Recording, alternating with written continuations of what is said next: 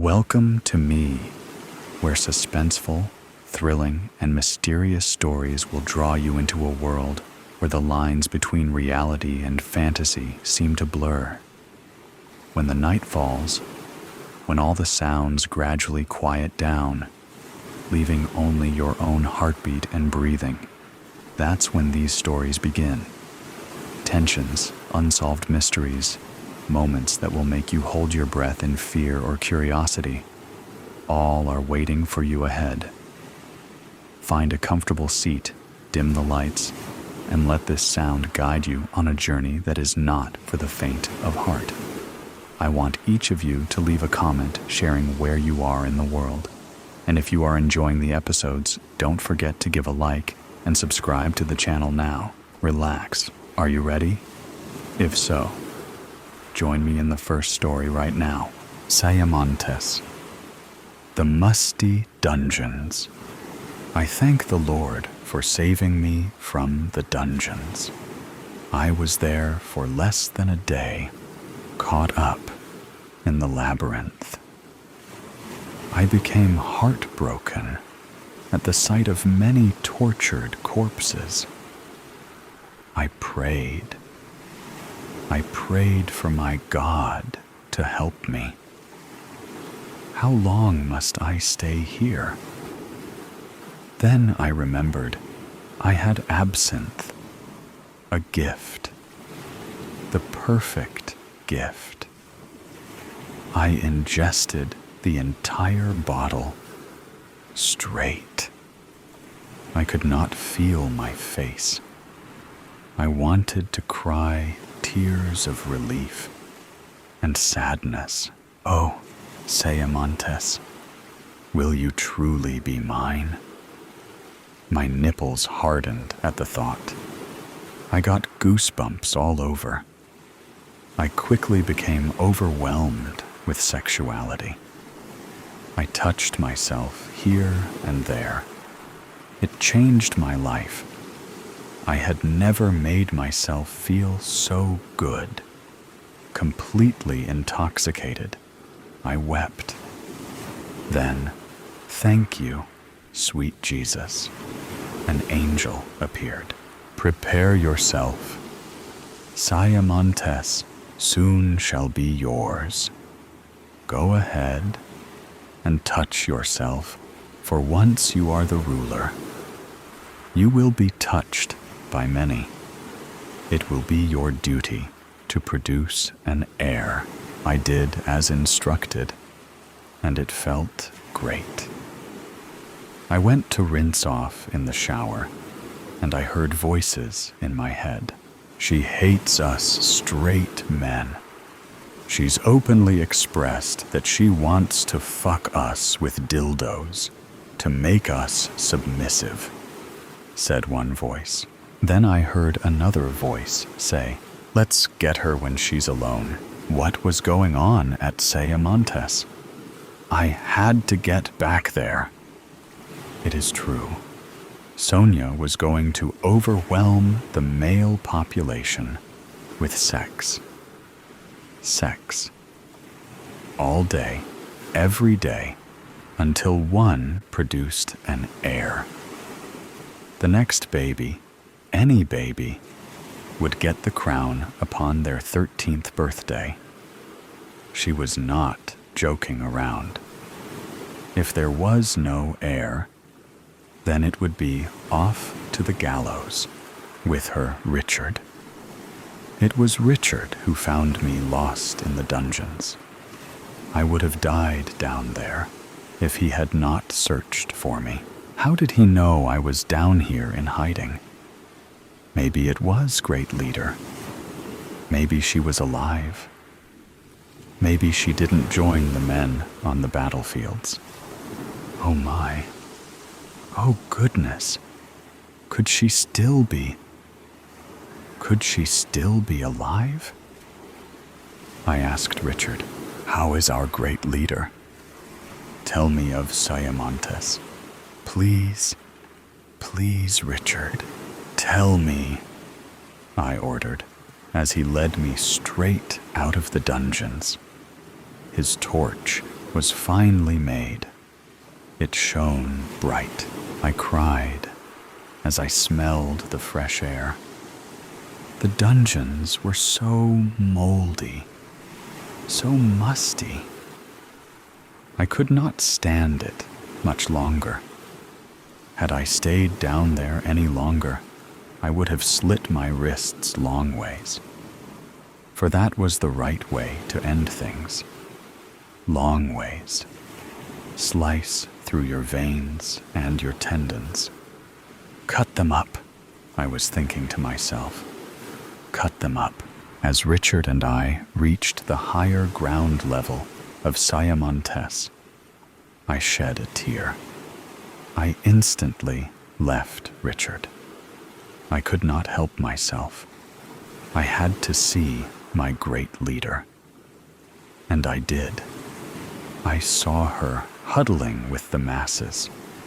They were praying to God for the forgiveness of their sins, though they were the ones attacked. I interrupted their prayers. There would be no more asking for forgiveness. Beautiful women, what you did today was not wrong. Halt your voices. Halt your madness. You have reached victory today, and you have saved Siamontes. Then great leader approached me. Then all of the women and Richard rushed over to me. They cheered me on with adulation.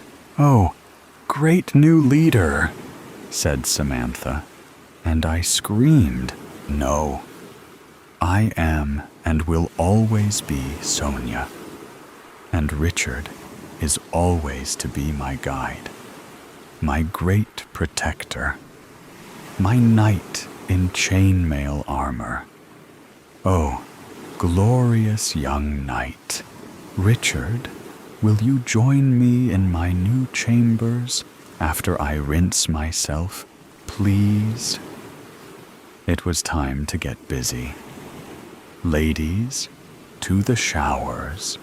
Perhaps we can all make Richard our king. Martha, you were a great leader, but now, can you find new chambers to sleep? I shall find somewhere else to sleep. It is cool weather. Perhaps I shall grab some blankets and sleep on the hard concrete bench next to the fire pit, since there are no more rooms available in Siamontes, except for in the dungeons. Martha raised her voice at me, her new leader. I was stunned. Why would she do such a thing? I loved Martha, but she did send me to the dungeons when she could have just locked me in the wardrobe up in the attic. She could have had someone deliver me food and water, or she could have done it herself. How dare you raise your voice to me, not 1 minute after giving me all power over Siamontes? How dare you? I could send you off to the dungeons for a night, or 2 or 20, or more. See what you think of it. While I was down there, I saw your predecessor. She was cuddled up next to a corpse. Is that where you want to end up? I think not. To the gallows with you, I ordered. And just like that, the beautiful women went from loving Martha to hating her. Tar and feather, tar and feather, to the gallows with her, shouted the women in unison. In Siamontes, you never disrespect your leader. It could be punishable by just the stocks for a lesser offense, then the gallows, then it was execution, much easier than a week in the gallows without food or water. You would pray for rainfall and not get it. Pure and intense suffering. And the mosquitoes at night would make you wish you had never been born. Stuck in your own filth, you could cry out to God all you wanted, but not even He could unlock the locks in the stalks. Strip her and search her right here on the spot. Then lock her away in the gallows until her death. "Wait!" screamed Martha, but it was too late. They ripped off her dress and everything else. They had to drag her through the mud in the rain, way to the gallows. Sludge covered Martha. She looked disgusting and pathetic. The stalks first, the hands second, and the head was locked in third. "Lick at the rainwater. You'll die slower," I said. Then we abandoned her. We went back inside Siamontes out of the rain, and we rinsed off in the showers. We met Richard in my chambers, and we all had a good time. Perhaps this would be my good reckoning. Perhaps sweet Richard could give us an heir. I just wish he had a better nose and stronger thighs. Not the best in the bedroom. Richard would die soon at the age of 19, but that is a story for a different day. Good night. The above story ends, but the suspense and thrill have never stopped. Right here is another equally interesting story. Please continue listening. Soap, do not touch me. Calm down. Let me take that from you. It would probably be best for us all if you ease up on the wine. Piss off. It does not matter anymore if anyone sees, right? You ought to be grateful too, Darren. Cheers. Keep your voice down. Please stay seated. Stop. That two-faced best... Oh, sorry, you surprised me, little one. Sissy, are you leaving already? Well... Come now. Do not fret. I shall be back soon. All right then. What is that you have there in your hand? A bar of soap. Do you work here? No? I don't think so. What is that supposed to mean? Tell me your name then. I don't remember. Maybe soon. Oh God. I believe my name is lost to me as well. Bad. This is nonsense. Does anything come to mind? Nothing. Well? Nothing. Are you sure? I guess. Just a feeling of pain in my ribs. A blackout type of pain. And then I found myself here, standing in front of this store. That is not very promising. Have you tried using the telephone at the till? Yes. The dial tone goes on forever. And all these random items in the aisles? Nothing good? I looked. But this bar of soap is all you managed to find? Tess, I apologize. I might be starting to lose it a bit. Quite a bit, to be fair. It's fine. Let's just... I think we should try to piece together what we know, what we can try to find out. Okay? If you say so. All right. What do you remember about how you got here? I only remember feeling weightless. I could not feel my legs. I could not breathe and, well, it was awful. And you also found yourself outside the store's entrance afterwards? Indeed. That's interesting. I'll tell you what happened before you got here. But you're going to have to keep an open mind to believe me. That's fine. It's about the soap. If you do not drop that wretched soap, let me finish. And so, before you got here, I was going through all the aisles, right? When I walked through this one, something, I can't place what it was, drew me to touch the bar. When I did, everything around me kind of morphed into another place. Oh, please, do not make light of this. No, it really happened. It was like entering a memory, and I was someone else at some sort of dinner party. When I came back from it, you walked inside. It cannot be. Why are we here? I do not understand. And I think we're dead. And this store holds dead people's things. And get up. Get up now. Do not roll your eyes at me, you little. You just get dressed now. I laid your clothes on the dresser. Stop wasting time. We are to leave in 15. Mother, I cannot wear this.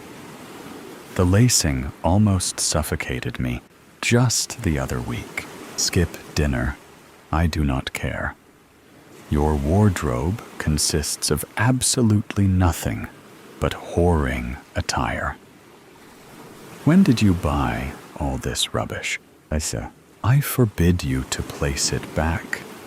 Come back here. You are not leaving with those ridiculous clothes on. They are practically undergarments. Just leave me be. Are you trying to embarrass me? Your father? What will the English families think of us? They already mock us. And open this door at once, or I shall reveal your habit of drink to the entire club. Do not presume I am not willing to see you completely ruined. And go ahead, have at it then. Oh, is that so? Shall I also call Lolly here? Let us see what she has picked up from you, what she needs to rid herself of. No, just stop. I am coming out. Good. Now, strip, and hand those over. It seems I need to inform Maid Sadia that your room is to be properly cleaned out.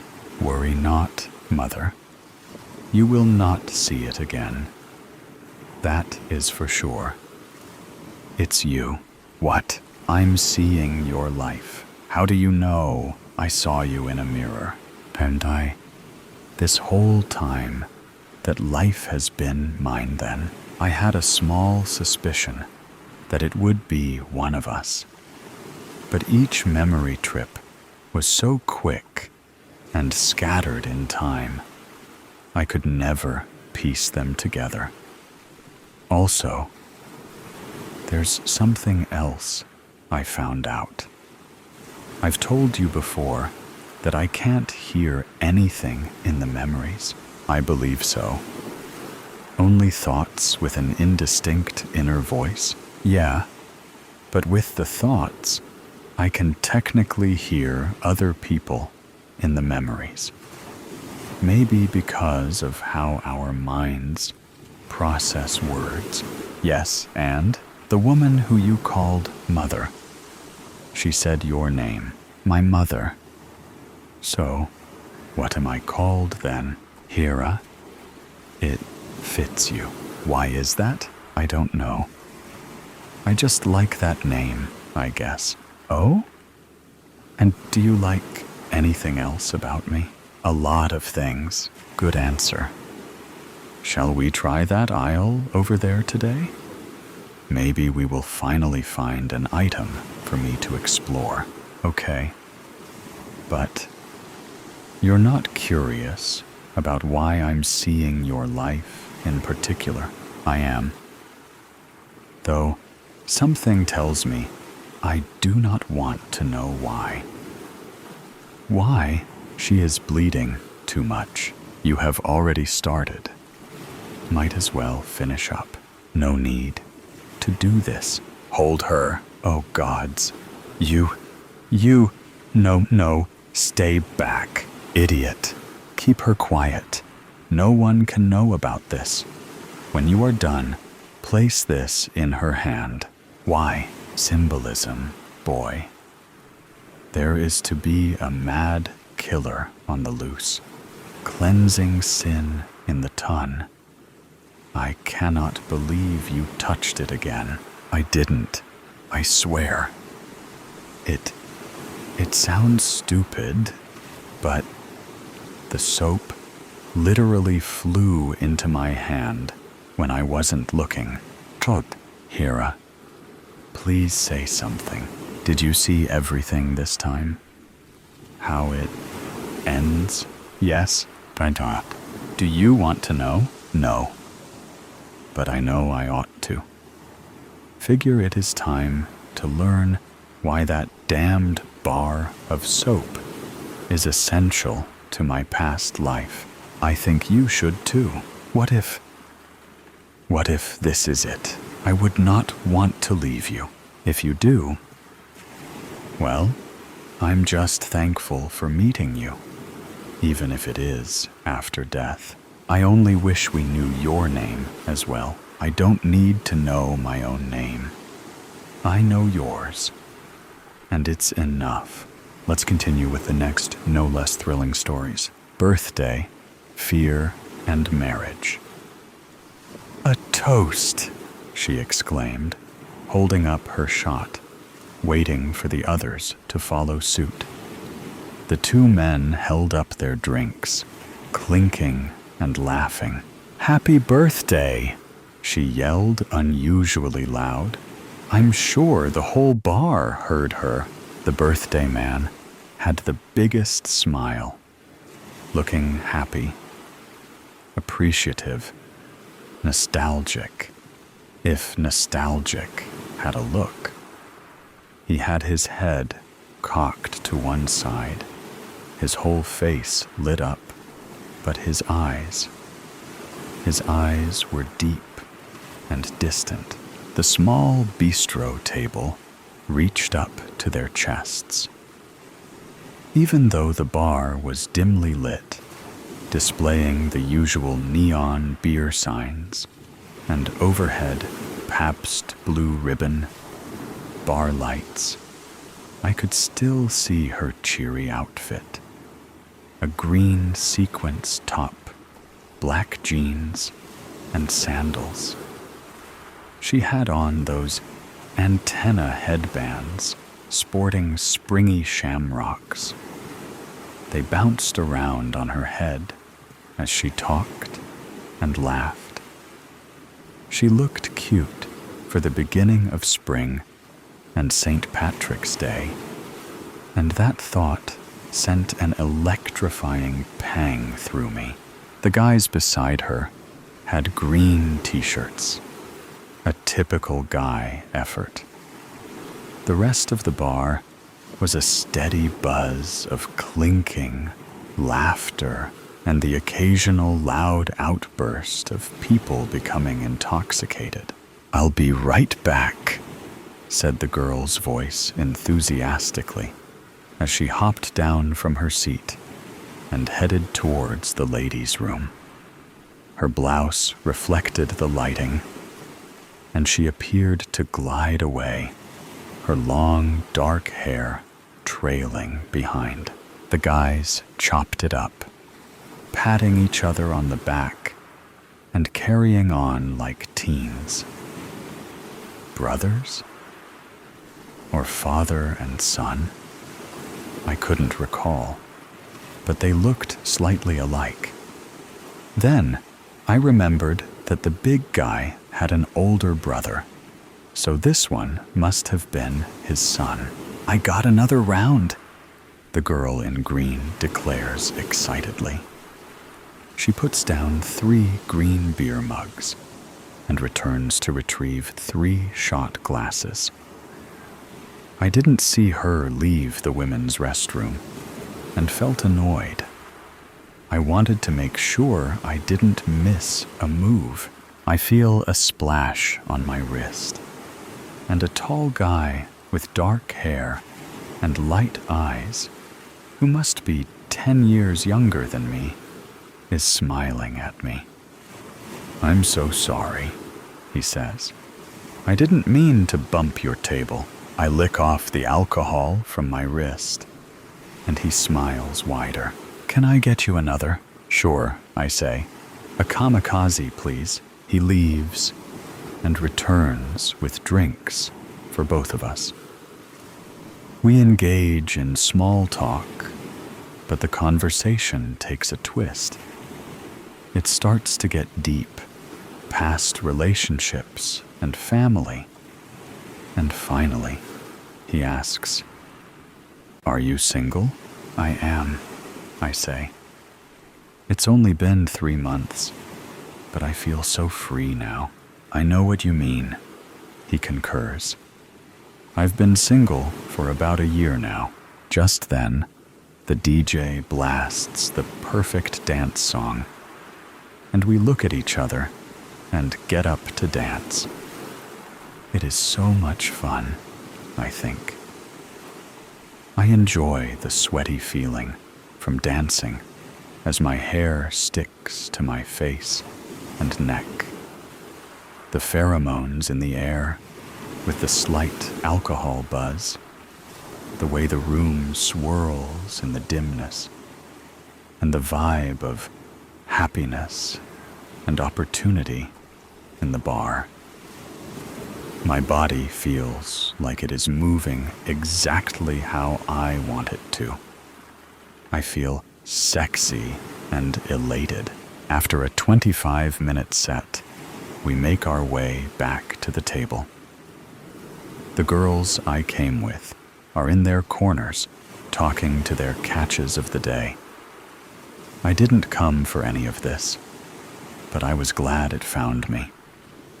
He walks over to the bar to get us another round, and I bite my lip as I see his arms flex and reach into his pocket for his wallet.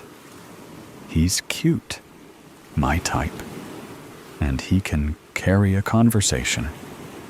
He's not an idiot, I muse. As he walks back towards me, I avert my eyes, acting like I wasn't watching him. But then I see Shamrock Girl. She is hugging the big guy, and the one I assume is the son comes in for a group hug. They hold on to each other, appearing like a tight-knit unit. She must be the sister, I decide. I've heard that the big guy has a sister. A kiss near my lip. He's back. My flirty side goes in for a small nibble. He smiles directly into my eyes, and I can tell I got him. "That's so sexy," he glows, after unleashing the shy girl act, engaging in intelligent conversation, being interested in all he says, and validating his masculine gestures. Classic flirting. I arrive at the next step. Teasing. It's not as calculated as it sounds. It comes naturally to me, and I could teach a class as good at it as I am at it. I stare at him as I sip my drink. There is a commotion at the Shamrock Girls' table. A group of guys and a couple of girls come in, high-fiving and hugging the 3 family members. I hear loud, "Happy birthdays," and there is camaraderie. It's a celebratory moment. I've had enough. I didn't come for this. I stand up, grab my jacket, which feels heavier than usual, and tell my cutie I need to find my friends. He looks disappointed, and I am struggling to keep my composure. My chest starts to feel tight, and my stomach starts to turn. I feel my heart beating faster, and my hands begin to shake.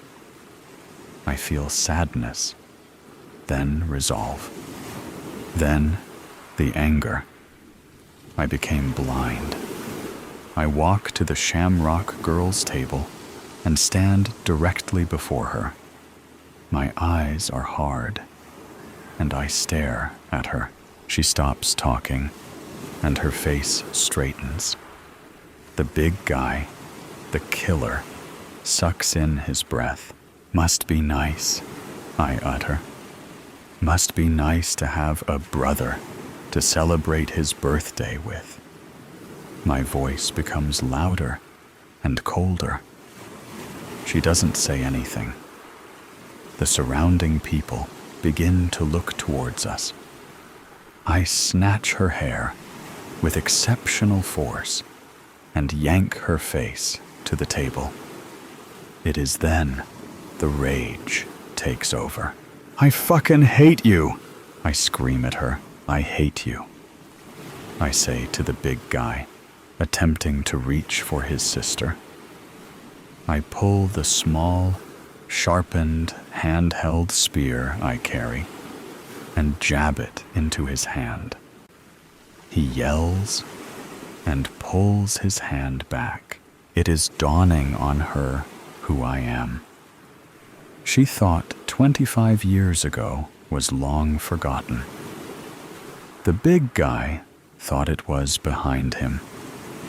He felt he paid his price for killing my brother, his classmate, and his childhood friend. But he didn't. I didn't get to serve my justice. I'm screaming viciously at everyone who is attempting to reach for me. I look like a rat cornered, trying to find a way out. In the corner of my eye, I see my cutie. He doesn't look shocked. He is slightly smiling at me. Let me do this! I scream. I raise my other hand with my spear and see myself driving it into her temple as I hold her down with my other hand by her hair. No, don't, was the only muffled words I heard from her. Screams ensue as I graze her head and stab the table. I plunge over and over on the wooden table beside her head until the adrenaline starts to subside. I realize the music has stopped and the whole bar is watching. The big guy was stunned, but he didn't restrain me. He let me do it, as I asked. He's holding his hand. He mouths, "I'm sorry," as the bar begins to fade into black. I feel someone's arms gently touching my shoulders, and my shoulders start to cave in. I slowly release my grip on her hair and let my hand fall onto my jacket. Her face, smeared with tears and sweat, looks at me as she backs away. It's my cutie's arms. He guides me away, enveloping me with his body for protection. He moves me through the crowd. My hand feels the metal of the gun, the one I bought a couple of years after the big guy killed my brother in an attempt to curb my fear of guns. It remained in its case for over 20 years. I was still afraid of them.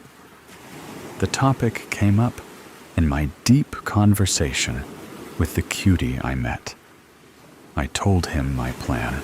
He must have thought I was joking, but he was keen when it rolled out like the scenario I painted. As he walked me out of the building, I could hear my friends calling after me. I ignored them and got into my cutie's car. He shut my door and held me. Still feeling numb, we drove to the city. Halfway there, we started opening up again, talking like we had known each other for years. Nothing ever came of that night. Not one thing.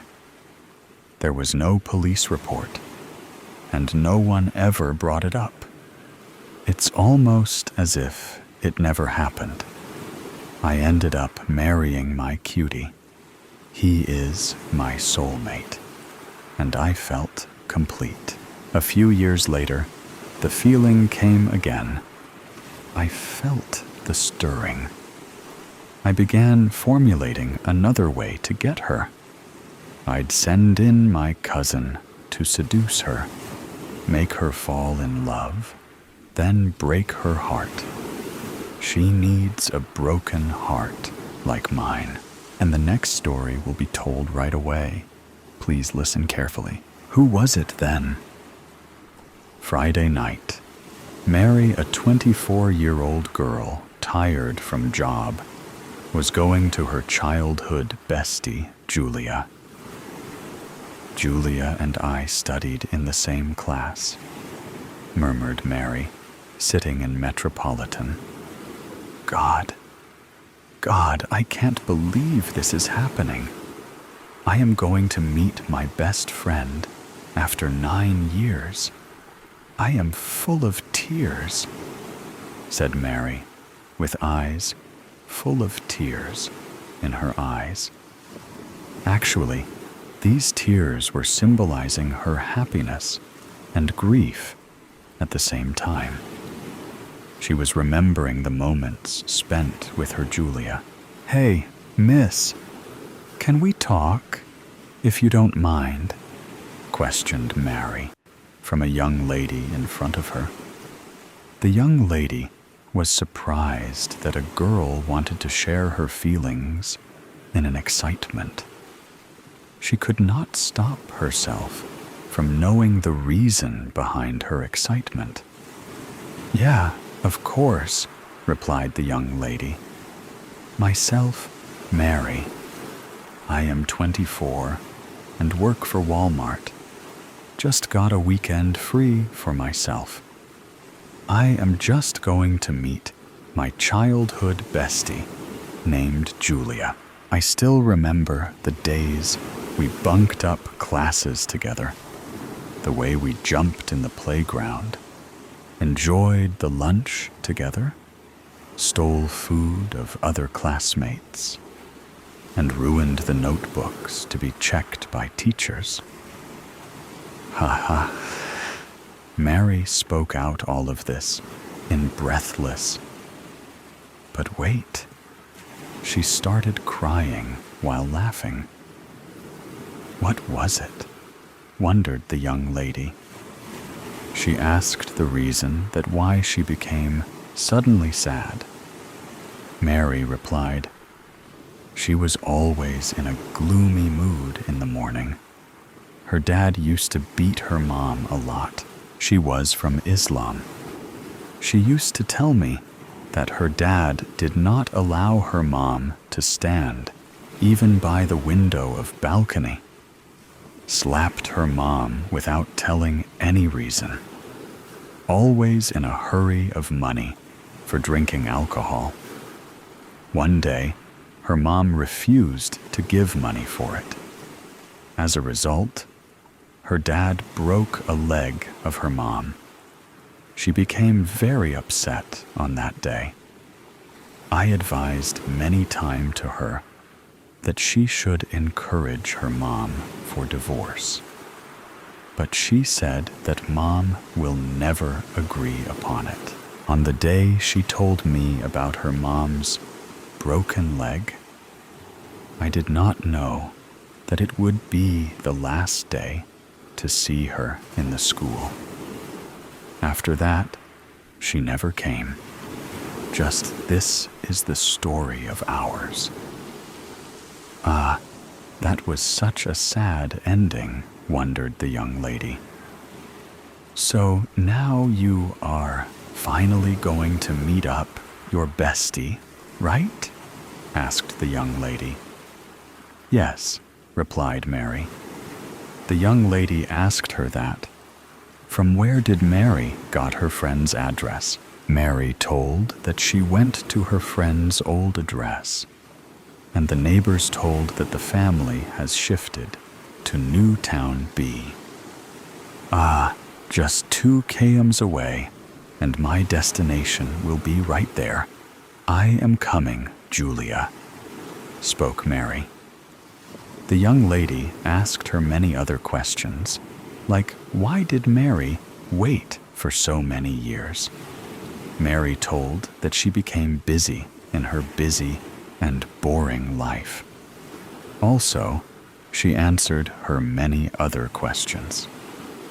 Now, it was the time when Station was finally going to be there. The young lady could not stop herself from getting off with Mary. She actually wanted to know about many other things, and also wanted to know that how does her friend and family look now. She decided to go with Mary to Julia's home. When they both finally arrived at their destination, Mary knocked the door. A man aged about 70 to 72 opened the door. Mary ran to the house and started shouting, "Julia! Oh my Julu! Julie, where are you? I have arrived. Now don't play hide and seek." The old man spoke. "What rubbish! What the hell is it?" Julia was my wife. She died 40 years ago in a car accident with her mom. Mary replied, "I am not joking. I know her since childhood. She could not be dead, and she was young, not that much aged. We played just 9 years ago. She told me everything happened to her mom." Mary told all the information and story about Julia to that old man. The old man shocked and cried with tears that the story was real. He went to his old suitcase and got a very old album of Julia's birth to marriage pictures. He showed it to both the ladies. They got extremely shocked. The old man said, "One day she was drunk from a party. She was driving to get back to home with her mom, and I was waiting for her at the dinner with my brother and his wife. The car just crashed the huge truck, and after that, she died. Her mom was in coma.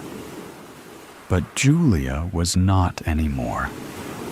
She left all of us with that heartbreaking feeling. Julia's story is exactly matching to the story of her mom's weasel life. I don't know. Where did you got this information? From the kids? It's been 40 years. She is dead, but I always try to feel her presence. But she never came in my dream, not even a single time. I don't know how to meet her. I just want to get that soon. I hope this is possible as soon as possible. I'm just waiting for my death each day. Actually, yeah, it is true that her childhood was really very bad. Her dad used to be her mom. Without any reason, didn't allow her to move outside with freedom. Once he broke her leg as well. And after that, her mom became handicapped. Julie met me, and we were married. We were actually good friends in college. After we got married, her dad was dead. Her mom shifted to us. They both were actually happy, but she never could forgive her. That because her dad had ruined her mom and her childhood. The flood got out of their feet. That how could this happen? Mary was shocked that the story was true, and Julie's face was the same. But how could this be like that? She was an old lady, already dead, and wondered that what about the girl she played with all the time? All of the three started crying, and the young lady was very frightened. She tremblingly said, "Who was it then?" Just when you think all the weird stuff has been told, the next story will make you think again. Eye of the horse. "Oh my God!"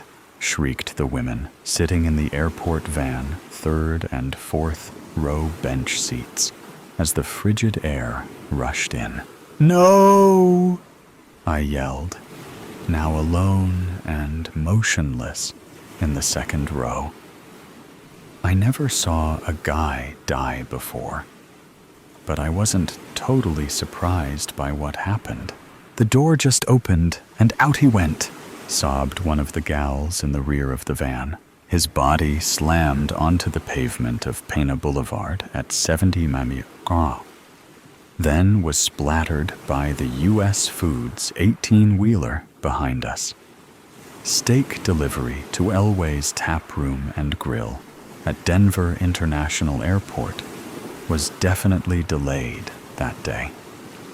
I wish I had never started a conversation with the guy next to me on American Flight 5460 Louisville to Denver. Or maybe I should have warned him to just close his eyes. That day won't stop playing back in my mind. It started innocently enough. "Hi, I'm Jim from Meeker." "Where are you from?" I said to the guy in the window seat. "My wife Annie says that if I get the middle seat, I should always make friends with my neighbors to avoid any armrest fights." I flashed him my biggest gas and oil business smile. "Oh, hello. I'm Brian from Kentucky. Well, at least originally," he replied while extending his oddly sweaty hand. "Where's Meeker?" "Actually, I live on a horse ranch just west of Meeker in northwestern Colorado. Horse country, just like you in Kentucky." I pulled up the bottom of my boot-top business jeans so he could see my Tony Lamas. "Oh, hell no. I don't live anywhere near horses now, and never will. I'm a lawyer for the U.S. Department of the Interior." Brian's upper lip was sprouting beads of sweat with that comment. He looked like a size 48 man in a size 44 suit coat. I thought that might explain the perspiration. "That's too bad," I said. God never made another animal so connected to human beings, except for maybe dogs. My stallion's big brown eyes can look straight into my soul. After a rough day of selling natural gas and fracking pumps, there's nothing like some quality horse time. Mind if I ask what happened between you and a horse? Oh yeah. You could say something happened. I was 15 years old, and a bunch of us decided to cut across a horse field to take a shortcut home from the school bus drop off. Out of nowhere, this huge old gray horse charged at us and damn near bit me as we escaped over the fence. It had one scarred eye socket, and the other eye was all red and bulging and bloodshot. Scared the shit out of me. I fell off the fence and broke my right wrist. I cursed that horse, and I think he cursed me. Look, it never did heal right. Brian pulled up his sleeve, held up his meaty right arm, and revealed a wrist that was weirdly bent like a spoon. Yeah, I can see how that would spook you. How did the horse lose its eye? How the hell am I supposed to know? I was just a kid, and I sure didn't have anything to do with it. From that day on, old One Red Eye charged up to the fence and acted like it wanted a piece of me anytime it saw us walking along the road by his pasture. Hey, have you seen a stewardess yet? I really need a drink. Now Brian's hands were trembling a little. Our jet pivoted onto the runway. All eyes looked forward. Engine jets roared, and we accelerated with 3 Gs pulling us backwards into the seats. Then the wheels were up, and we were airborne. Hey, darling, could you please get my friend here an old-fashioned? And could you please put it on my credit card? Flight 5462's stewardesses looked like they were recruited from the geriatric ward, older and slower than the spry, shapely young ones from the good old days of air travel. After a few gulps, Brian's hands stopped shaking, but his mouth kept on running. That's not all, Jim. I biked across country when I was 25 years old and almost got trampled to death by wild horses. My buddy and I were in Warm Springs, Nevada, the middle of nowhere in Nye County, with the largest wild horse herd in America. Warm Springs had a one-building combined bar/restaurant/gas station/grocery store. We were exhausted after biking the 50 miles from Tonopah in 100-degree heat, and asked the barkeep if it was okay to pitch our tent for the night near the picnic table beside his establishment. He said, "I don't give a shit." So we did. We conked out right away, and hours later woke up to the sound of thunder. Then the noise became deafening, and the ground and tent walls really shook.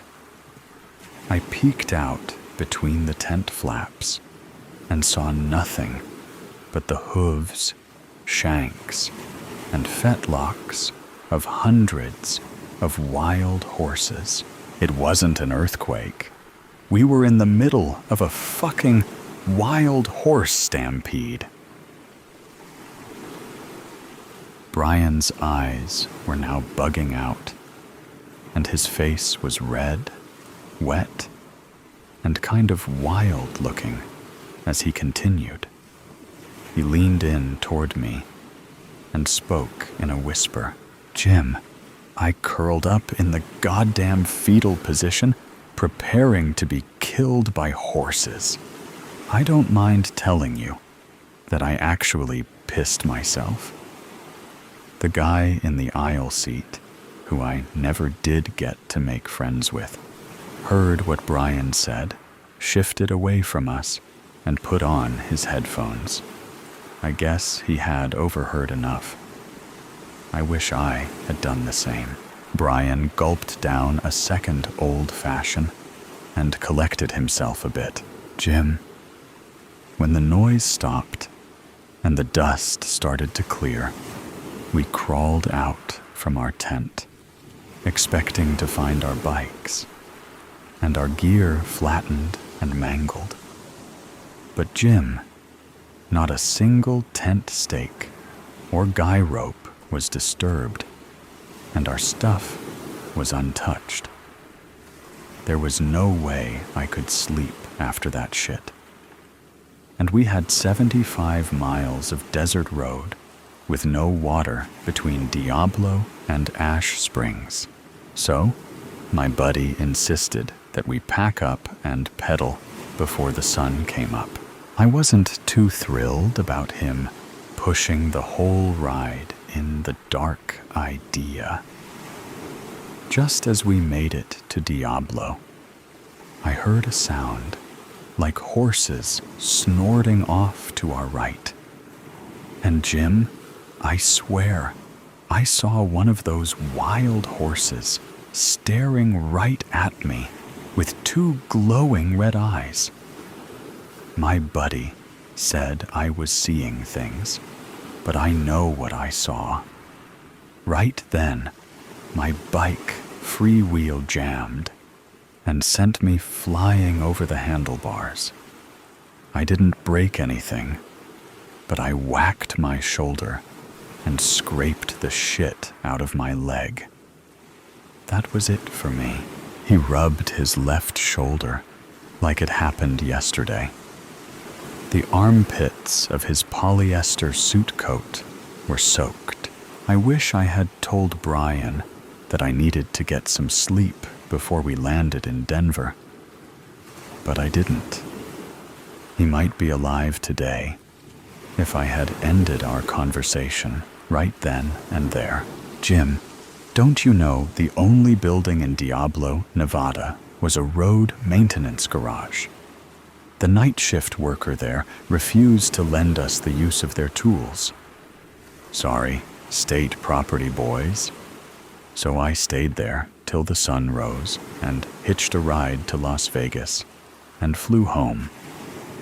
Instead of a relaxing flight home, I got the scare of my life. Brian took another swig from his drink. Jim, I sat next to this Navajo Indian dude on the plane ride home and told him my story, just like I'm talking to you. He was tall, wore a fancy black suit, and had his hair all pulled back and tied by a white cloth, but smelled like he just came from a campfire. He never said a word until he slowly turned toward me and said, "My people believe the sun-bearer created the horse and placed the stars and the dark universe in the horse's eyes so they can see the dark. You know darkness can kill a man, so can the number 3.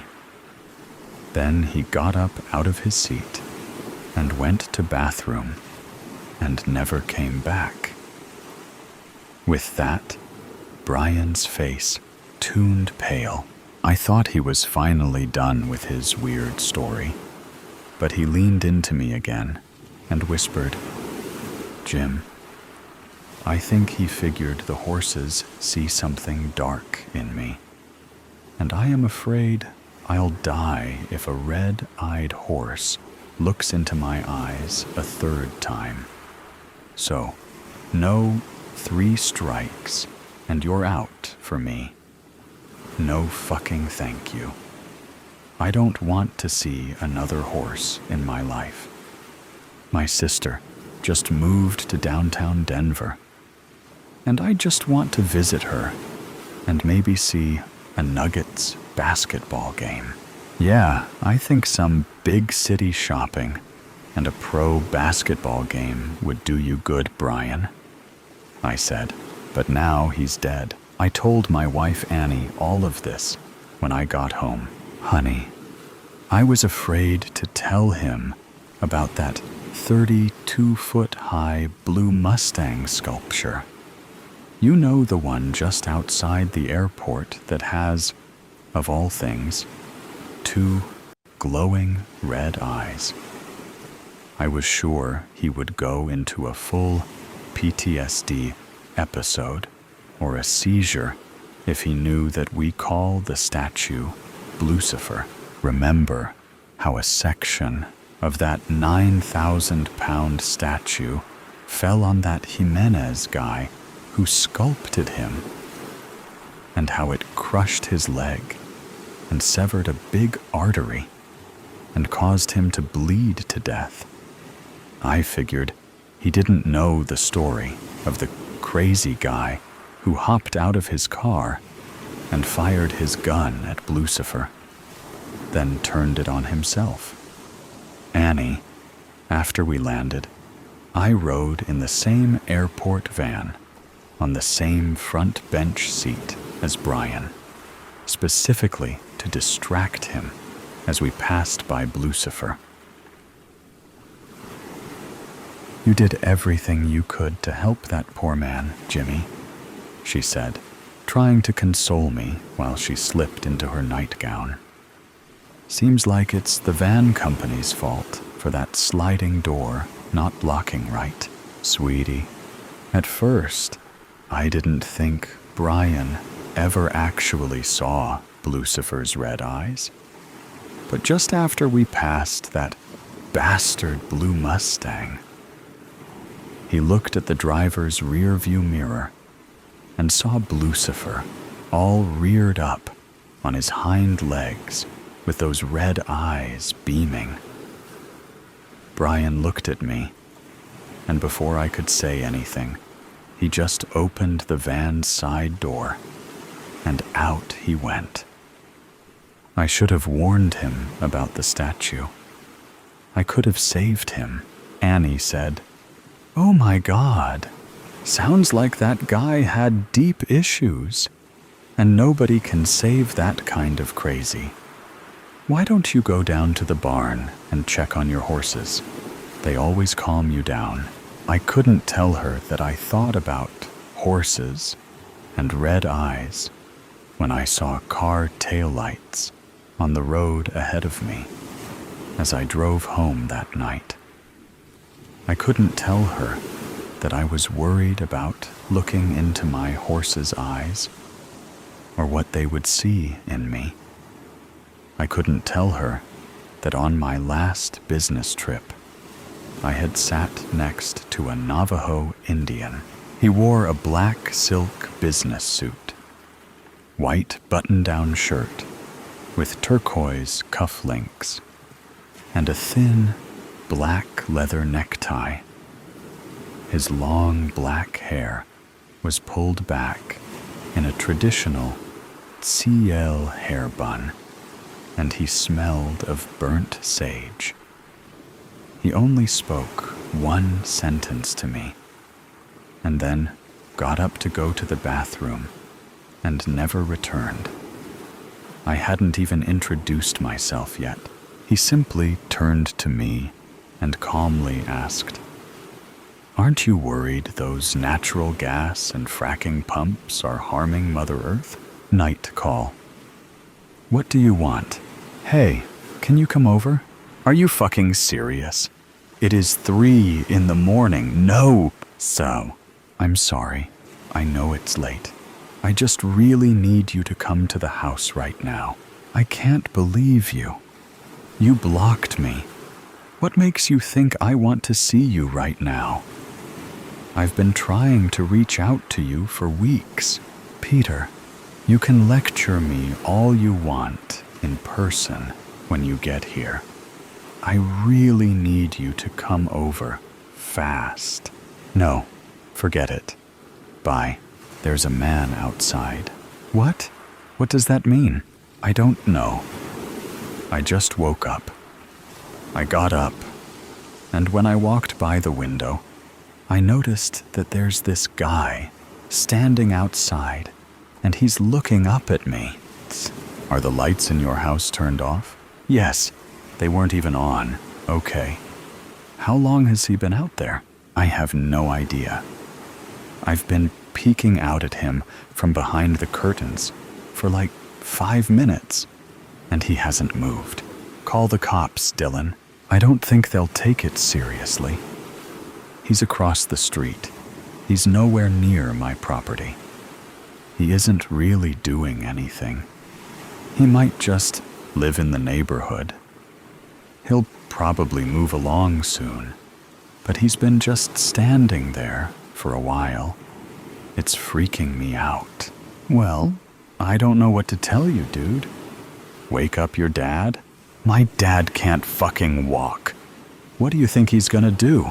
So is this urgent or not? Why did you call me? What do you want me to do about it? I don't know.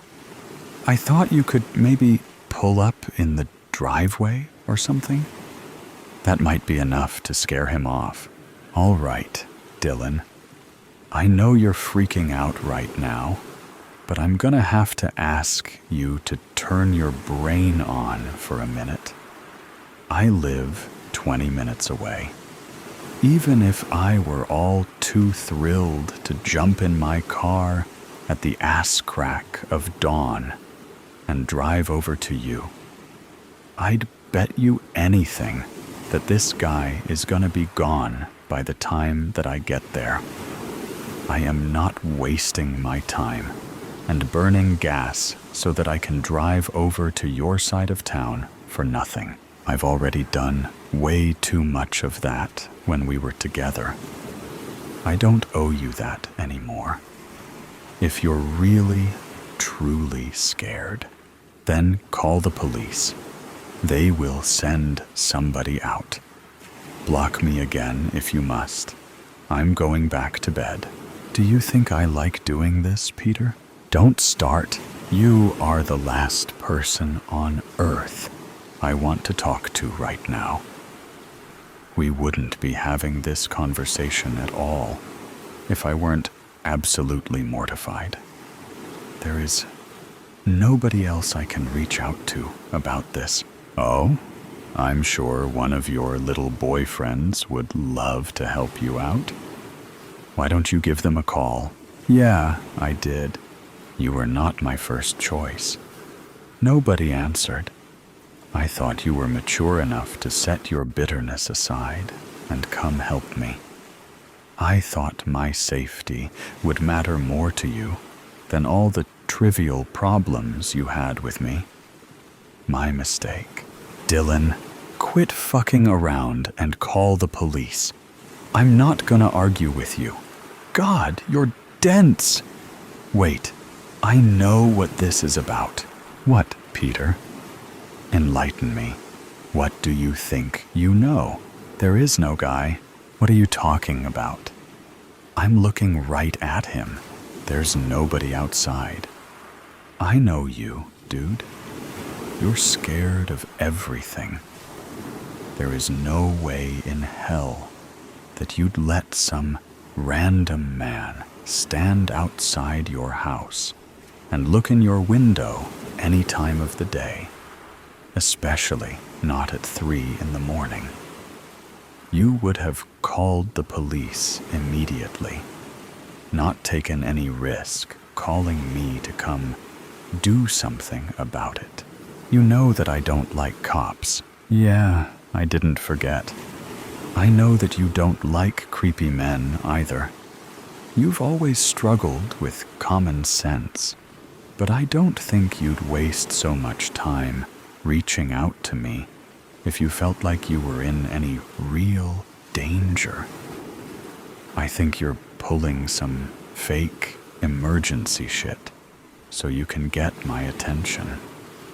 Yeah, I think you've been wanting to reach out to me, but you don't want to talk about everything that went down between us before you blocked me. I think it's an immature and disgusting thing to lie about. But it doesn't surprise me that you'd pull something like this. Look, call me tomorrow, and we can talk about things. This is just not a good time right now. He's gone. Dylan, were you listening to me? Yeah, whatever. I looked away from the window while you were talking, and I looked back, and the guy isn't there anymore. Oh, I'm sure. Hold on, I'm gonna open the window. Take your time, bud. He's not anywhere down the street. I'm going to check the backyard. I don't remember if I locked the gate or not. So are you just gonna completely ignore everything that I just said to you? Sorry, I kinda zoned out. What did you say? You're fucking sick, man. Is that all? No, it isn't. This little scheme of yours is fucking revolting. I never should have answered your call. I don't have time for this bullshit. I have to get up for work in 3 hours. I know that this is fake because you still haven't called the police. You haven't denied a single thing that I accused you of. You're gonna stretch this conversation out for as long as you can. There's no man in your yard. There never was. You wanted my attention, and you got it. This is genuinely the worst thing you've ever done, Dylan. I hope you know that. I don't want to hear from you ever again after I hang up this call. I'm done with you. I've put up with your bullshit for nearly 5 years, and it ends tonight. This really pisses me off. Man. Dylan, are you listening to me? Dylan. Hi, sorry. Dylan? What happened? Oh, nothing. Huh? Sorry to bother you. I'm gonna go. Wait. Why do you sound like that? What do you mean? You sound different. How? Your voice. It sounds rougher than it did before. I've got allergies. Good night. Hey, hold on. What? Did you hear anything that I told you? I set my phone down. Sorry. Did you go outside? Yes? Okay. Was the gate locked? Yes, I locked it. That's good. So there's no guy. No. I need you to be 1,000% honest with me, Dylan. Okay. Was there ever really a man outside? No. So you were lying in order to reach out to me? Yeah. Why? I don't know. Is there anything you wanted to talk to me about? No. It's late. I'll call you tomorrow. Hey, Dylan? What? What's my name? My dad is calling me. Dylan, say my name. Good night. Dylan! The next story will begin now. Nowhere to be found. She's gone missing? When? Last night. I woke up this morning, and she wasn't in her bed. I thought maybe she'd gone to the bathroom, but she wasn't there either. I checked everywhere. Oh my God, Tori, did you check the backyard? Maybe she went outside to play early. Of course, I checked the backyard. I checked the whole house, top to bottom. She's not the type to just wander off, especially not to this early in the morning. Okay. Have you called the police? Not yet. I don't know. I was so panicked. I called you first. You know how they are. They'll assume the worst, that I'm a bad mother. Tori, stop. Listen to me. You need to call them now. The sooner they start looking, the better. Every second counts. You're right. I'll call them now. Good. I'll be right over. Just stay put. Thank you, Sam. I don't know what I'd do without you. Don't worry. We'll find her. Just breathe. 911. What's your emergency? My daughter. She's missing. I can't find her anywhere. Ma'am, can you give me your name and address? Victoria Brooks, 123 Main Street. And the missing person's name and age? Rose Brooks. She's 6 years old. She has long, dark hair, light brown eyes, and she was wearing her favorite pajamas, the ones with the little bunnies on them. Mrs. Brooks, we'll send someone over to take a statement. In the meantime, try not to worry. But how can I not worry? She's just a little girl. I understand, ma'am. But it's important that you stay calm and answer the officer's questions clearly. Can you do that? Yes, I'll try. Good. An officer will be there soon. Tori, it's me, Sam. Oh, thank God. I'm so glad you're here. I'm a mess. I told you I'd come. Have the police been here yet? Not yet. They said they'd send someone over soon. Did you find anything else? Any clues? Anything out of place? Nothing. It's like she just vanished into thin air. Her bed was unmade, as if she got up normally. But her favorite stuffed animal, Mr. Snuggles, is gone too. Mr. Snuggles? That's her little teddy bear, right? Yes. She never goes anywhere without him. It's strange. Maybe she took him with her. Did you check the windows? Are any of them unlocked? I don't know. I'll check. The one in the living room was unlocked, but it's too high for her to reach. Oh, God. Do you think someone took her? We don't know that yet, Tori. Let's not jump to conclusions. Maybe she climbed on a chair or something. We need to stay calm and wait for the police. Someone's at the door. I think that's them. Hello? I'm Detective Smith. You must be Mrs. Brooks. Yes, that's me. Come in. I'm here to ask you some questions about your daughter's disappearance. Of course. Anything to help find her. Can you tell me what happened last night? I put Rose to bed around 8 p.m. I read her a story, like always. She was asleep within minutes. I checked on her a few times throughout the night, and she was sound asleep. But when I woke up this morning, she was gone. Did you notice anything unusual last night? Any strange noises? Any cars outside? Anything like that? Nothing. It was a normal night. We had dinner, watched a little TV, then got ready for bed. Everything was fine. What about her father? Is he in the picture? Yes, my husband. But he's deployed overseas.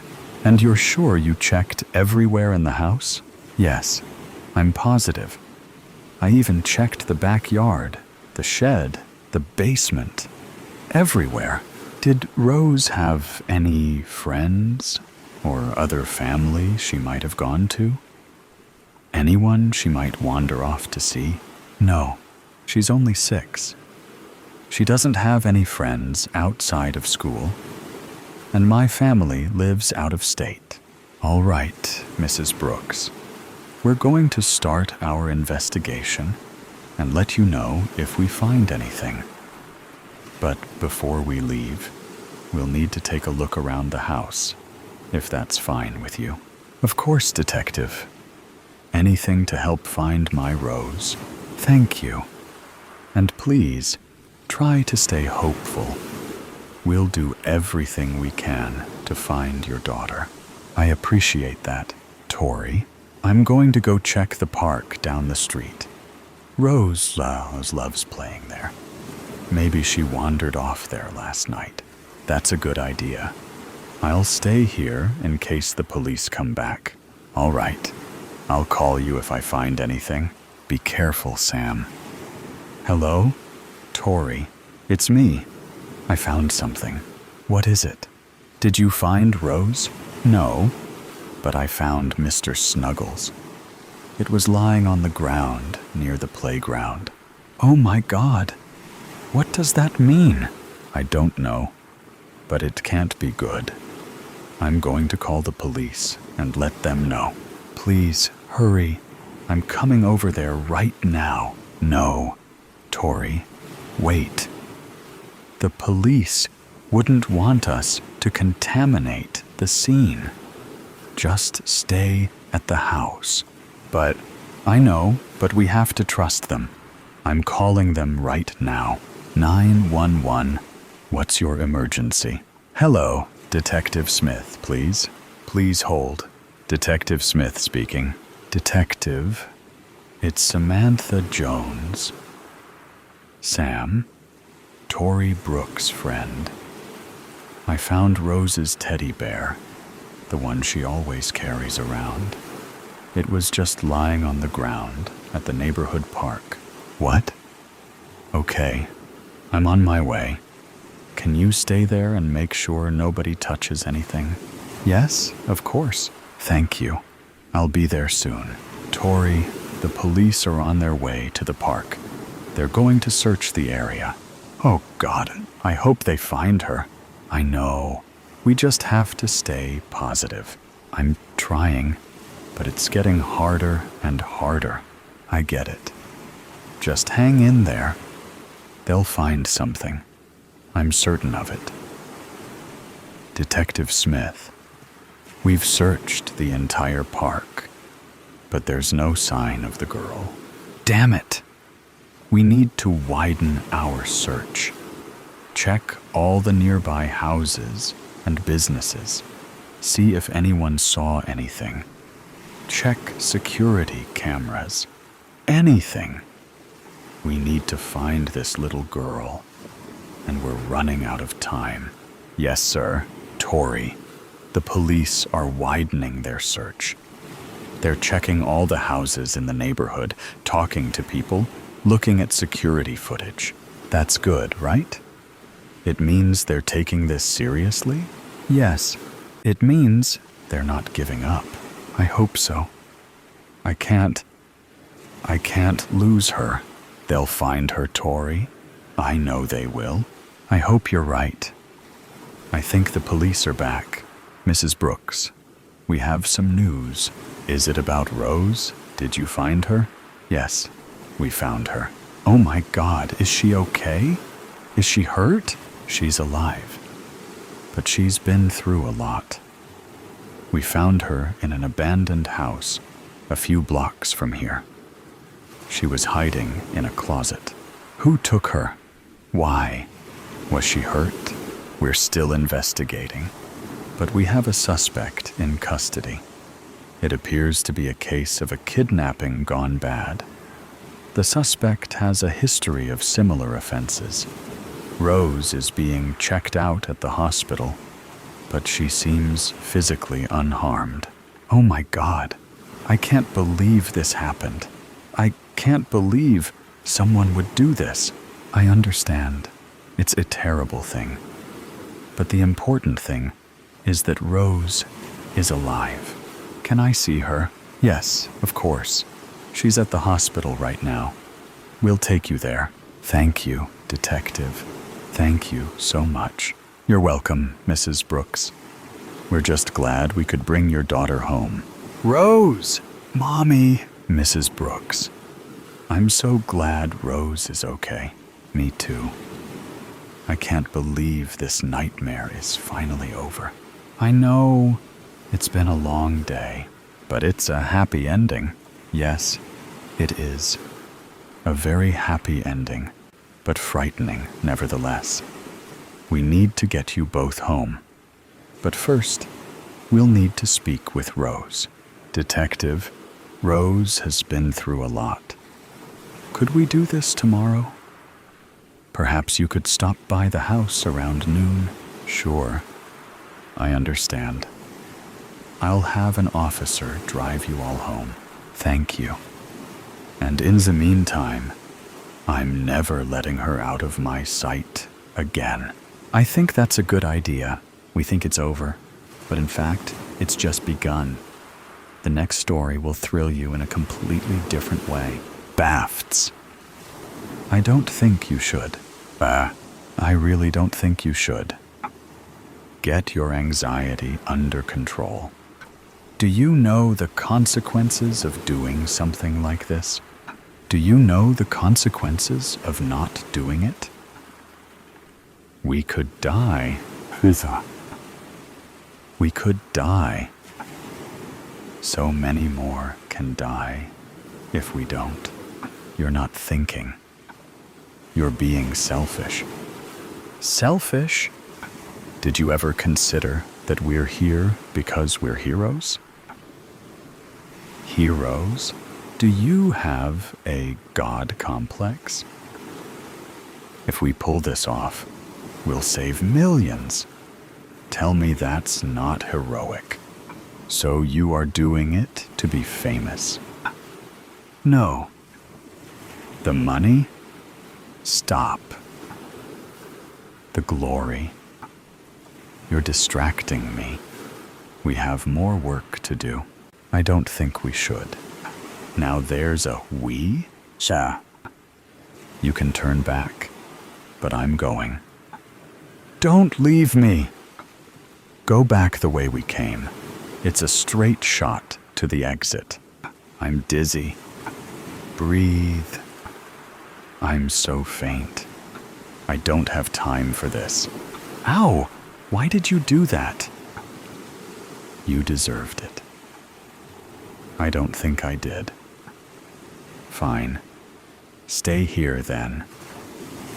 Don't leave. I have to keep moving. You're such an Shh. What's that? Shh. What's that? We're running out of time. Come on. What was that? Not sure. It came from the way we came. So, no exit? Likely not. No choice but to keep it moving. How much longer? Are you really asking me if we're there yet? No, I'm asking you how much longer until we get there.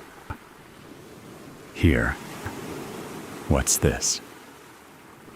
What do you think it is? Well, it's obviously map, but it looks like my son drew it. Shh.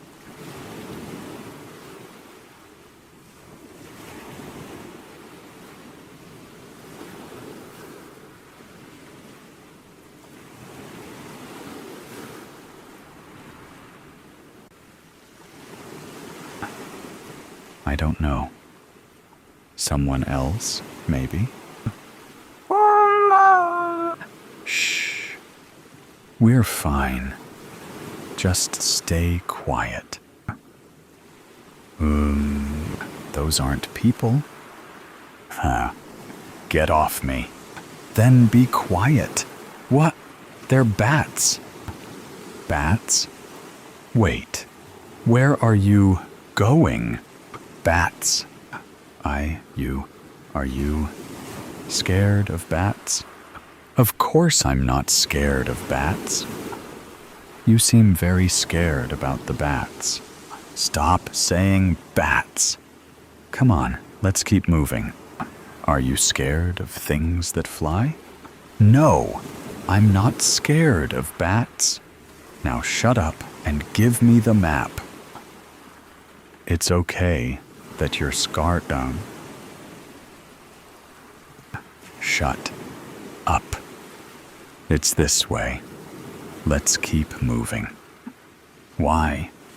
If it was just bats, then we can go back. Humanity's survival depends on it. Oh, really? Let's think. We're in a dark cave, trying to find the greatest threat to humanity. With a map that looks like it was drawn by a toddler, we almost got mauled by bats. And now we're lost. We're not lost? Then where are we? We're close. Left or right? Left. The bats went left. Right. Yup. I mean, let's go right. Because you're scared of the bats? Because the bats won't go where the weapons is. Right. Right. How do you know it's a weapon? What? The corp never said it was a weapon. They said they didn't know what the threat looks like. What else could it be? A person. A person? Really? I don't know. I don't know what we're looking for, or how our bosses don't know anything either. With all the money at the corp, you would think they would have a better idea, or a better map. We know it's a threat to humanity, and it's somewhere in this cave. Right. No, I don't think right was right. Are you saying that because of this dead end? Let's backtrack and go left. With the bats? With the bats. What if it's a bat? What? What if the greatest threat to humanity is a bat? A megabat? Do you hear yourself? Megabat? It's happened before. Humans are the greatest threat to humanity and the things they create. We're looking for a weapon. A thing. Whatever you say, let's follow the bats. You're so grumpy. Will you please shut it? Tam. I'm hungry. We don't have food. What do you mean we don't have food? We didn't bring food.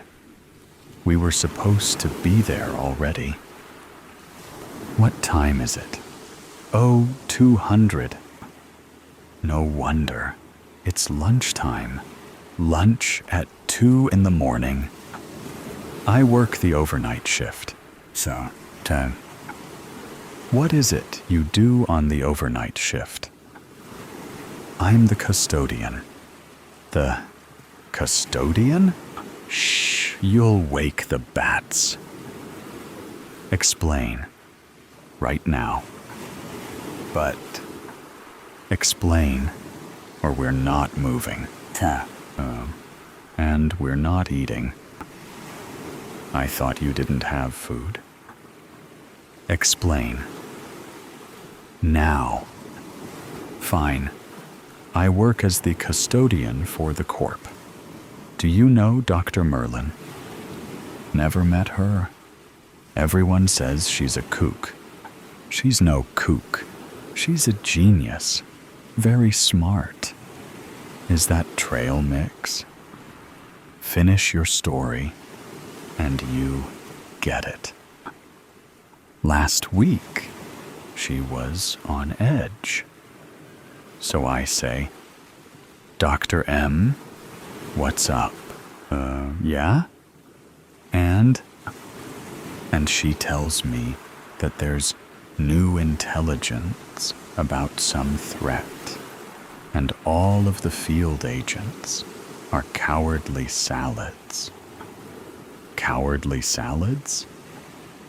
She's a tough lady, but she talks like an old-timey movie star sometimes. Her expressions. All right. So how did you end up here? Well, I told her that if there was anything else I could do to help her to let me know. So she put you in the field? Did you even have any training? I got about a week of training with the Corp. Are you kidding me? Can I have that trail mix? You didn't think to mention any of this to me before? I thought you knew. Trail mix? Here, let's keep moving. Holy shit. Uh-oh? No, no, no, no, no. I told you it was Bafts. Hey, my trail mix. Focus. Why aren't they on the ceiling? They look like they're protected something. Someone. What? Look, there's hair. Oh, no. Nope. Nope. I'm not going in there. Give me the trail mix. Stop thinking about food. Give it to Gra. Maybe they eat trail mix. Stop throwing it. You're gonna piss them off. Look, they like it. What are you doing? They'll follow the trail of the mix. Fuck this and fuck you. Stupid Corp putting me down here with a... It's working. Cowardly salad. Don't even Is that a real person? I told you the weapon wasn't a thing. Here, bats. Here, my little cutie patooties. Hey! Yes, you are misunderstood, little guys. No? Hey, she's not real. What? Who? The lady that the bats were crowding around. She looks fake. Like dummy, or a mannequin or something. Oh no. What? I think that's Dr. Merlin. The kook? It's a good replica, like in a wax museum. You ever go to Madame Tussauds? Focus. I am. It's a good copy. Only thing is, the ring is wrong. She wears it on her left hand. Don't touch her! Wow. Did you just do that? I think so. I didn't mean to. It opened when I tried to move her ring. Why did you? Is that a laptop in her abdominal cavity? It's a transmitter. Is that a countdown? And coordinates. Do you know navigation? I know that 1 is New York. That's Moscow. 2 minutes. I think it's calibrated to all the major cities. 1 minute, 50 seconds. I can see that. I think it'll send signals to those coordinates where there's likely bombs or nukes or something. The mechanism can't be communicating via satellite. There's no service here. Yeah, not even the sat phone's working down here. It must be low-frequency transmissions, perhaps to another point right outside of the cave, which then likely connects via satellite. Yeah, I guess that makes sense. We don't have time to find the outside receiver, so we'll have to block the waves from here. You know a lot about radios for a custodian. Before I immigrated, I was a radio specialist for my country's special forces. Okay, I didn't know. You never asked. So what do? We need to get the bats back. What? They were keeping the equipment at the ideal temperature while keeping themselves cool against metal Merlin. If we can lure them back, then maybe they can provide enough insulation to cut the signal. That's stupid. That's plan B. What's plan A? We only have 1 minute. Plan A is that I will try to jam the equipment with my tools. Okay. What can I do? Go get the bats. What? I'm not familiar with this system, so plan A might not work. 45 seconds. Get the bats back here. Scare them, and they'll flock to Merlin. How do you know that? Do you have any other ideas? How am I supposed to scare the bats? They don't like fire. Take this Zippo and make a torch from something. I don't think. 30 seconds.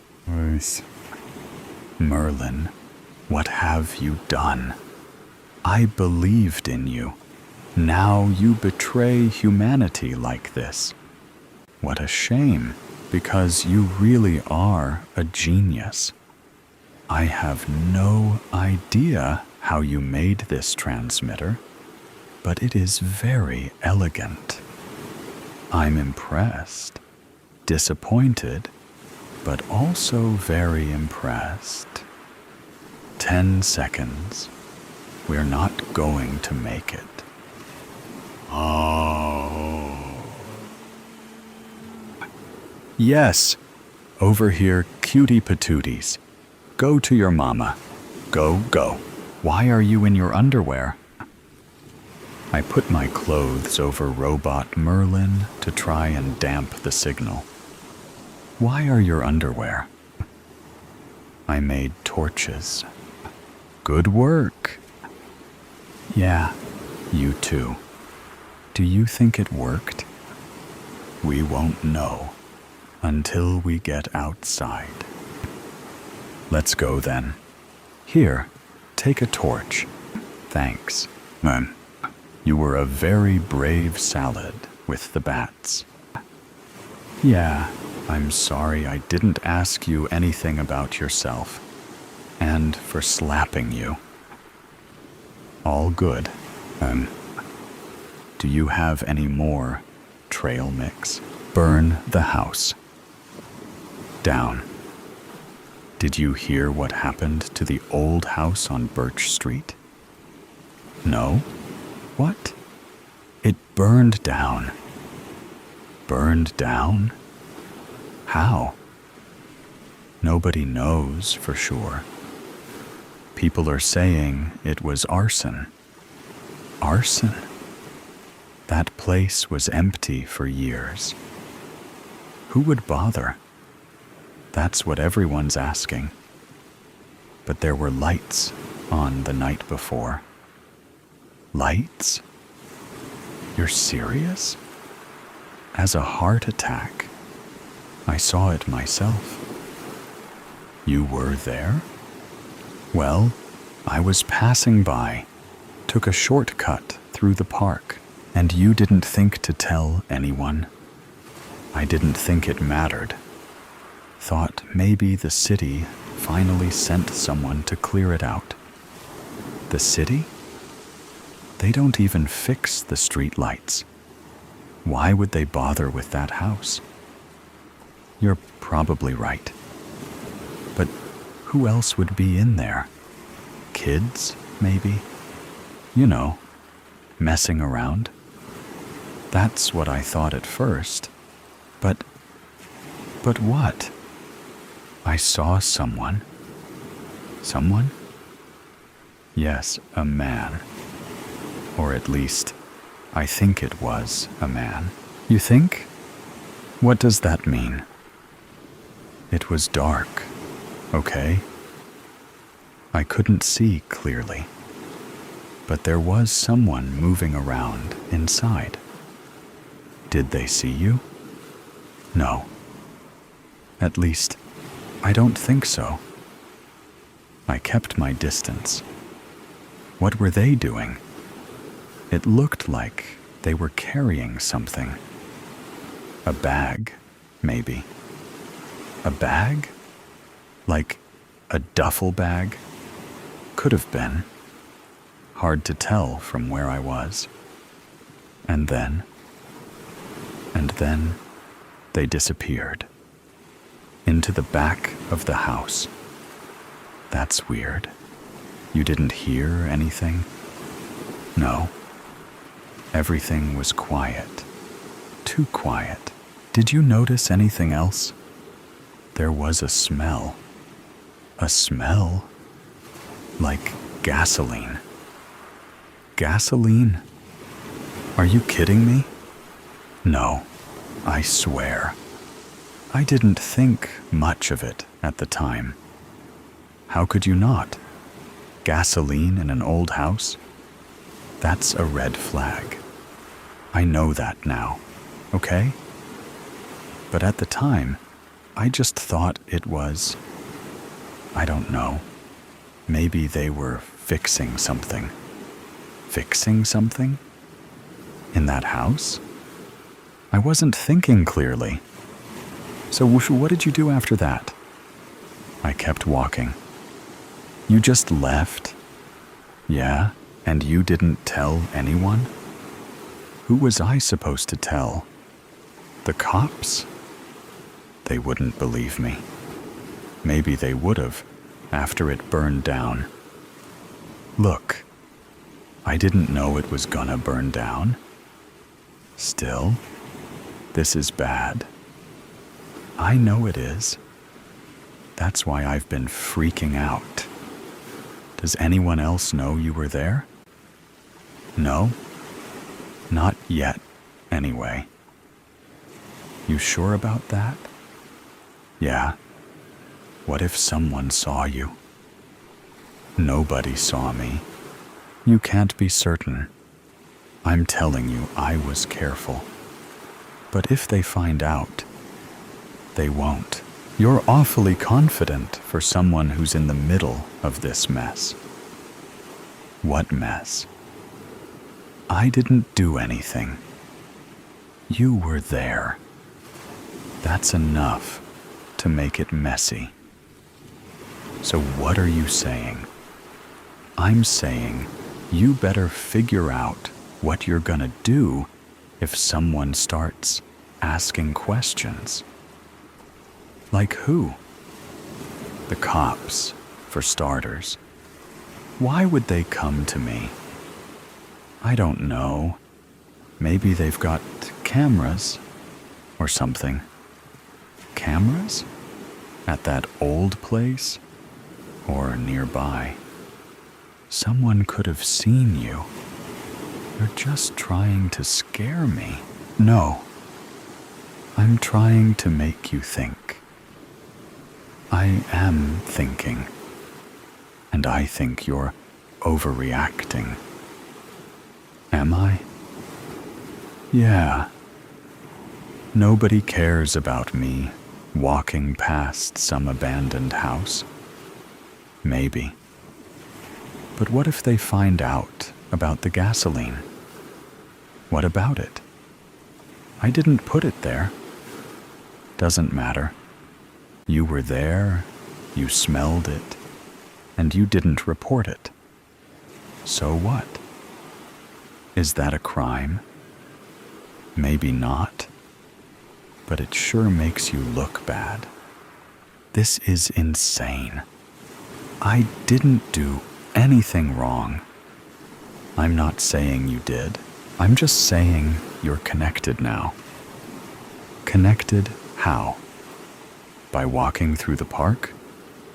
By seeing something? Fine. Let's say the cops come. What am I supposed to tell them? The truth. The truth? Yeah. You walked by, saw lights, smelled gasoline, and kept going. And you think that's gonna make me look less suspicious? Better than lying? I don't know. This feels all wrong. What's your alternative? I don't know.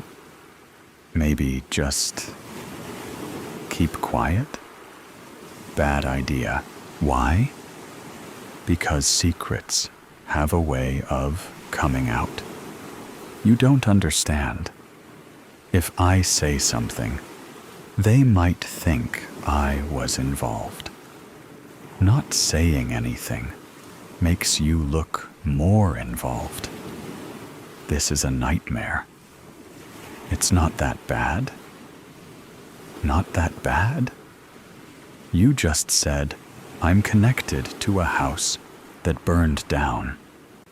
Look, you're not the one who set it on fire, but they don't know that. Then, make them know. How? By being honest. Honest? With cops? That's a joke. You got a better plan? No. Then maybe stop freaking out and just deal with it. Easy for you to say. You weren't there, and I'm trying to keep you from making it worse. Fine. Let's say I tell them. Then what? Then you answer their questions and move on. Just like that? Yeah. You don't think they'll dig deeper? Into what? You didn't do anything. I don't know. What if there's more to this? Like what? Like, what if that guy I saw was the one who started the fire? Then it's even more important that you say something. You're not getting it. What if he saw me? Okay. Let's think this through. There's nothing to think about. If he saw me, I'm screwed. Not necessarily. How do you figure? He doesn't know who you are. What if he does? How? Did you talk to him? No. Then relax. Relax? Are you serious? Yes. You're overthinking this. Overthinking? Someone torched a house, and I was there. You weren't in the house. But I saw him, and he didn't see you. You don't know that? If he did, don't you think he would have come after you? Maybe. Or maybe he's waiting. For what? I don't know. To make sure I don't talk. You're spiraling. Am I? What if this guy's dangerous? He might be. All the more reason to go to the cops. I can't. Why not? Because if I talk, and he finds out, you're making this bigger than it is. Am I? Yeah. I don't think you get how serious this is. I do. And that's why you need to stop hiding. I can't. You can. No, I can't. What if... Stop. Listen to yourself. What? You're working yourself up over nothing. Nothing? Yeah. You think this is nothing? Compared to what it could be? Yeah. What does that mean? It means you're not the one who burned the house down. And that's all that matters. I wish I could believe that. You should. I don't know. Then figure it out fast, because this isn't going away. What do you mean? Sooner or later, someone's gonna come knocking. And when they do, be ready. I hope you're right. I am. You better be. I am. Thank you for being here to listen with me. Let's enjoy the new story together. Silent, but deadly. The grass waves to the breath-filled song of the wind. No, wait. That doesn't sound quite right. Maybe just the voice of the wind. The luscious grass dances as the wind sings. Something like that anyway. I look around me, casually, like I'm taking in the view, and not at all looking for a sudden change in the landscape that would signal my end. Should I admit that I'm scared? I'd be mad not to. But then this is madness. I'm narrating my life because my life actually depends on it. The moment I go quiet, it'll come for me. I know that much.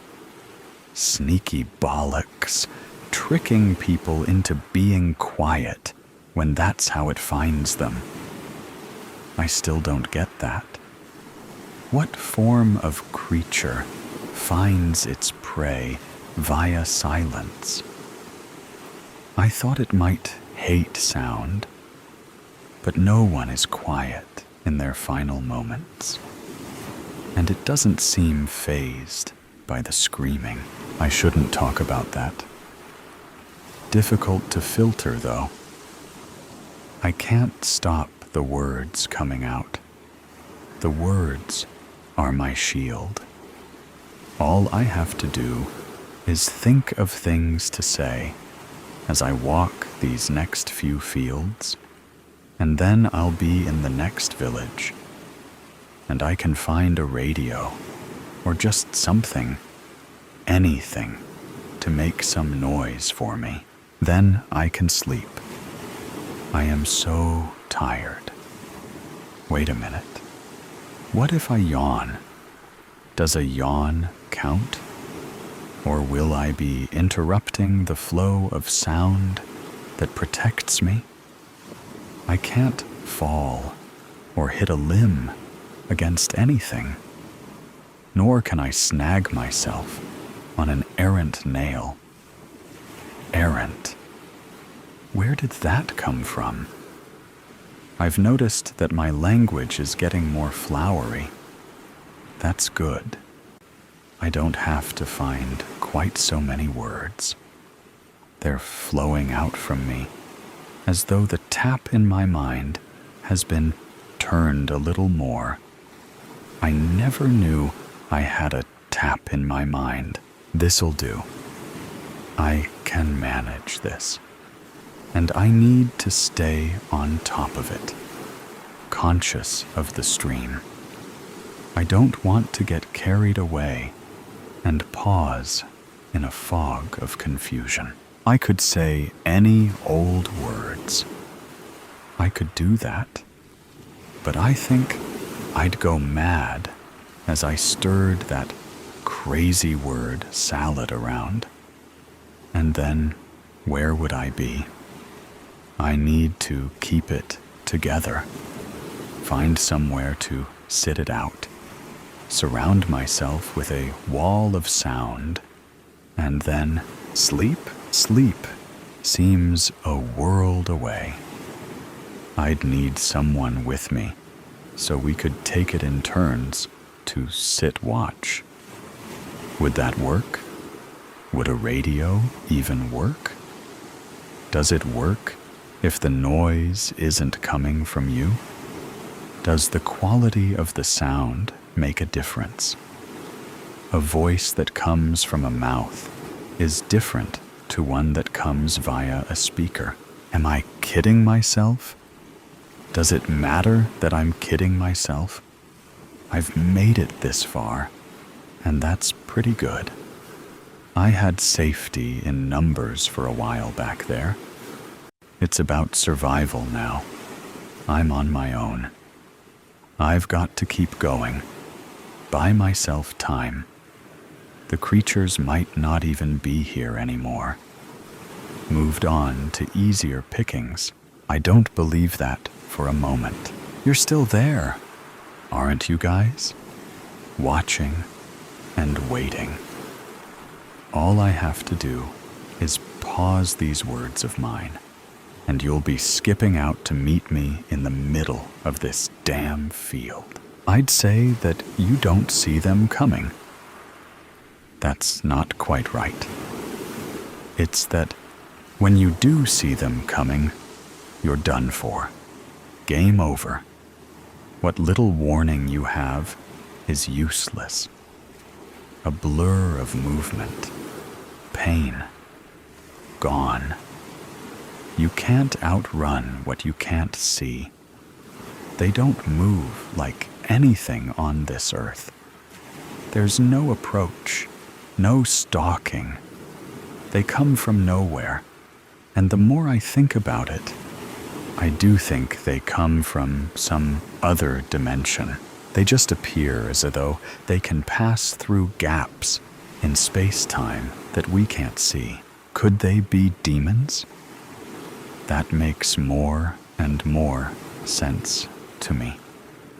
Come to snatch our souls away. Consume us.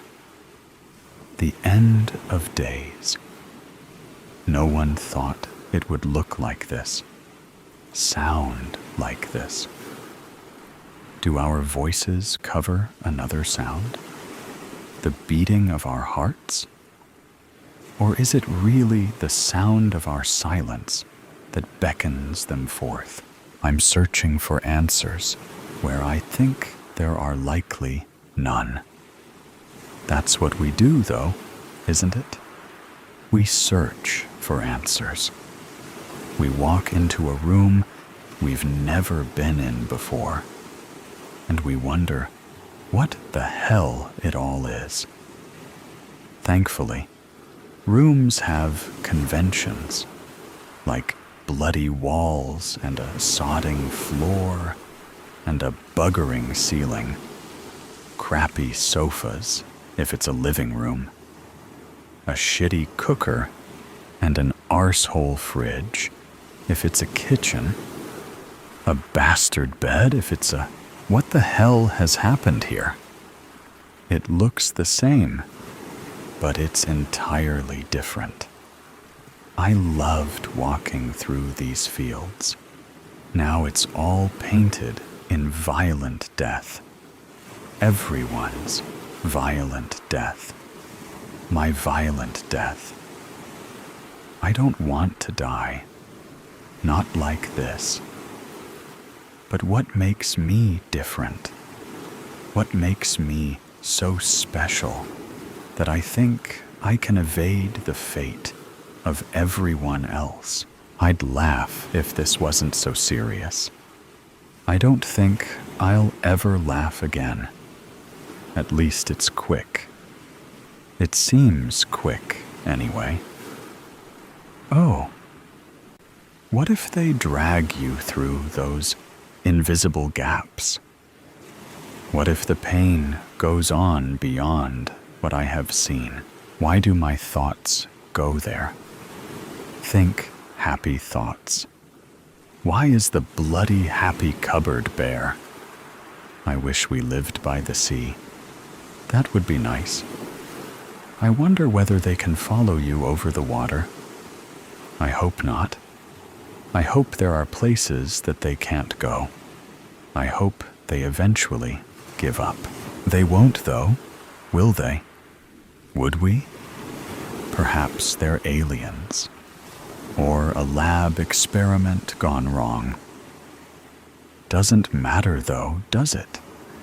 If my nemesis introduced himself as Norman, shook my hand, and did me the courtesy of telling me what he was, where he came from, and why he and his mates were wreaking violent and bloody murder across the planet, it doesn't change the important bit, does it? I'm not going to smile and tell him that that's all right then. I suppose it would give me the opportunity for a moment of defiance. I could tell Norman, the planet conqueror, to bugger off. You know what? I can do that anyway, can't I? I can shout my defiance at this new world of Normans. I might not have the final word, but I'll have given him what for. Might even feel good, if only for the duration of my shouting. Yeah, I'm going to do it. What have I got to lose? I'm going to lose anyway, so may as well go for it. Tell you what, Norman, I'm going to primal scream it. I'm going to dig deep down and bring my ancient part to the fore. We are animals, after all. A force to be reckoned with. And I don't give a shit if I lose my voice doing it. I will keep talking afterwards in any case. You're not getting me like that, you sneaky little bastard. Here goes. Bugger off, Norman. Yeah. Wow. Hey, what was that? I can still see it. A gap. Norman! I shouted, a gap open. That's why you don't like our voices. Our voices are our power. Oh yes, of course they are. This changes everything. Yes. I'm going to bring it to you, Normie baby. I'm going through that gap of yours, and I'm going to shout your whole house down. What else is there? I can't keep this talk up. You'll get me in the end if I keep running away. But if I bring it to you and shout you down, that might just do it. I'm coming for you, Norm. And we're going to talk it out. Just you and me. Then, when we're done, I'll tell all your friends. I've got hope now, Norman. Hope and a plan. Best of all, I have belief. That makes me dangerous. We're not sheep. We were never sheep. We're not even wolves. We're different, and we're difficult. We're magic, Norman. And my words are a spell you are not going to break. Coming, whether you're ready or not. So today's story has come to an end. Or perhaps it never really ended.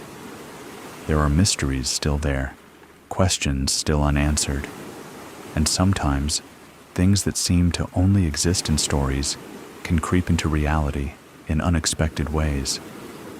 Are you sure that when you turn off the sound, everything around you will still be normal as before? Or is there something watching you? Either way, always remember that these are just stories, or at least we want to believe that they are. If you like moments of suspense, tension, and breathlessness, Don't forget to follow me so you don't miss the next stories. And next time, when you come back, make sure you are ready, because what awaits you may be even scarier than you thought. See you again if you still have the courage to continue listening.